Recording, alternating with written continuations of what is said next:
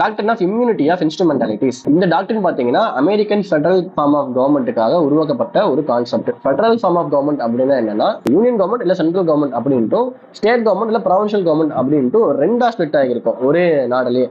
American form of government எப்படி அப்படின்னா, full pure form of federal form of government அங்கே.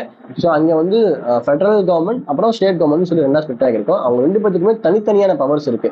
அப்படி பார்க்கும்போது ஒருத்தங்க இன்னொருத்தவங்களுடைய பவர்ல இன்வைட் ஆகக்கூடாது அப்படிங்கிறது தான் அங்க இருக்கக்கூடிய ஒரு ஜெனரல் நேச்சர். இப்போ அவங்க என்ன பண்றாங்க அப்படின்னா, அவங்களுக்குன்னு சொல்லி தனியா ப்ராப்பர்ட்டி இருக்கும். ஃபெடரல் கவர்மெண்ட்டுக்கு வந்து ப்ராப்பர்ட்டி எல்லா ஸ்டேட்லயுமே இருக்கும். அப்புறம் அந்த ஃபெடரல் கவர்மெண்ட்டுக்கு ஃபங்க்ஷன் செய்வாங்க. அப்புறம் அது இன்ஸ்ட்ருமெண்டாலிட்டின்னு சொல்லி 3 விஷயம் இருக்கு. இந்த 3மே பாத்தீங்க அப்படின்னா இந்த 3 விஷயத்துக்காக ஒரு ஃபார்ம் ஆஃப் கவர்மெண்ட் இன்னொரு ஃபார்ம் ஆஃப் கவர்மெண்ட் கிட்ட டாக்ஸ் கலெக்ட் பண்ணக்கூடாதுன்னு சொல்லி சொல்ற இந்த விஷயம் தான் doctrine of immunity of instrumentalities. So நீங்க ஒரு ஃபெடரல் கவர்மெண்ட்டோ இல்லை ஸ்டேட் கவர்மெண்ட்டோ நீங்க ஒரு விஷயம் செய்றீங்க, அது வந்து மக்களோட நன்மைக்கு தான் செய்றீங்க அப்படிங்கும்போது அதுக்கே நான் டாக்ஸ் கலெக்ட் பண்ணணும் அப்படின்னு வந்து ஒரு கேள்வி எழுது. அப்படி கேள்வி எழும்போது தான் சரி தேவையில்லை, டாக்ஸ் தான் கலெக்ட் பண்ண தேவையில்லை, நான் ஸ்டேட் கவர்மெண்ட் பண்ற விஷயத்துக்கே வந்து ஸ்டேட் கவர்மெண்ட்டே டாக்ஸ் போட்டுக்கிட்டா அது என்ன பிரயோஜனம், ஸோ அதெல்லாம் ஒன்றும் வேண்டாம் அப்படின்னு சொல்லிட்டு சொல்றது American form of doctrine of immunity of instrumentalities. அவங்க 3 விஷயத்துக்கு டாக்ஸ் வாங்க மாட்டாங்க. ஃபெடரல் கவர்மெண்ட்டோட ஃபெடரல் கவர்மெண்ட்டோ ஸ்டேட் கவர்மெண்ட்டோ ப்ராப்பர்ட்டி இருந்தால் டாக்ஸ் வாங்க மாட்டாங்க.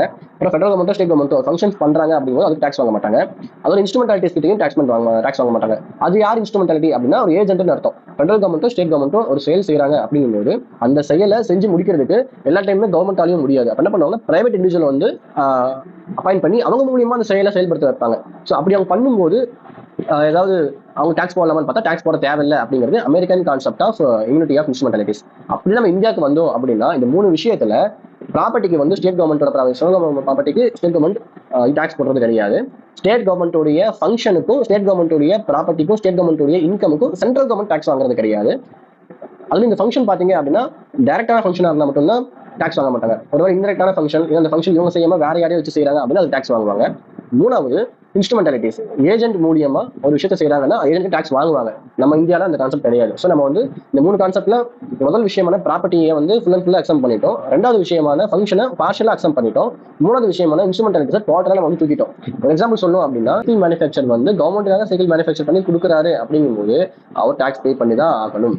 அதுக்கு இந்த எக்ஸப்ஷன் கிடையாது. அவர் பிரைவேட் இண்டிவிஜுவலா இருக்கிறதுனால அங்க கவர்மெண்ட் வேலை செய்யறாங்கன்னா டாக்ஸ் எக்ஸம்ஷன். இந்தியாவுக்கு வந்தவர் அப்படின்னா டாக்ஸ் எக்ஸம்ஷன் கிடையாது. இதுதான் doctrine of immunity of instrumentality. இதுல இந்த கான்செப்ட் எங்க இருக்கா இங்க நம்ம கான்ஸ்டியூஷன்ல அப்படின்னு பாத்தீங்கன்னா ஆர்டிகல் 285, ஆர்டிகல் 289, ஆர்டிகல் 287, 288